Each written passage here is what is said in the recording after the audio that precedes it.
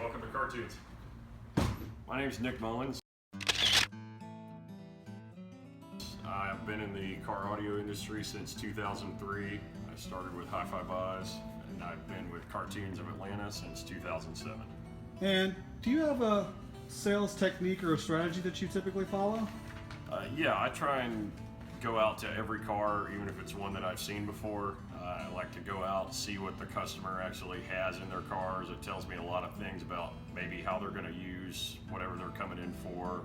I also happen to see a CD or sports equipment or something that they have out that we can talk about.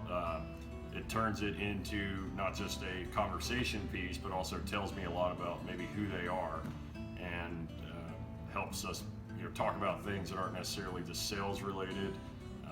I like to try and make it more like we're having some sort of relationship, and it's not just a transaction.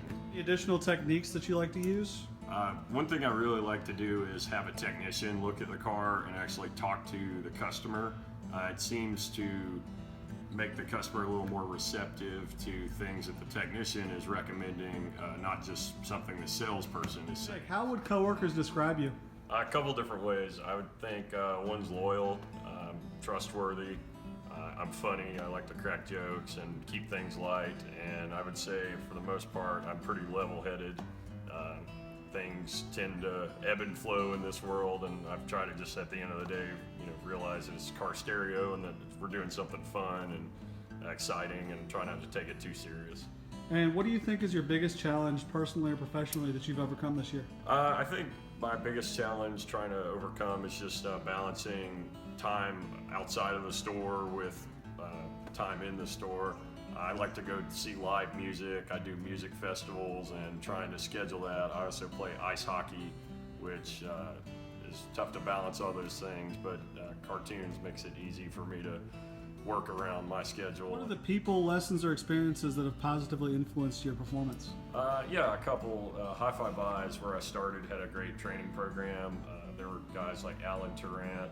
I had several managers like Cliff Hudson that taught me not just about car audio, but sales in general. Also, I've been able to take trips to Focal's factory in France. Also got to visit JL Audio's factory in Florida, and it made me passionate about those brands and the people behind them.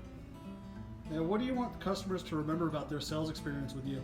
I think most of all that I'd like them to remember that it was easy, wasn't a stressful thing. I don't want them to necessarily think of it as a sales experience or a transaction. I want it to be something that they can tell their friends about and say, hey, this was easy. Why should you be Salesperson of the Year? I think I should be Salesperson of the Year for a couple of reasons. Mainly, it's good recognition for not only what I've done, but the technicians that I work with. I can't sell things if they don't put them in, and I have great people that support it and make it all work, and it would just be great recognition for the team that I'm a part of. And he sold $900,000 last year.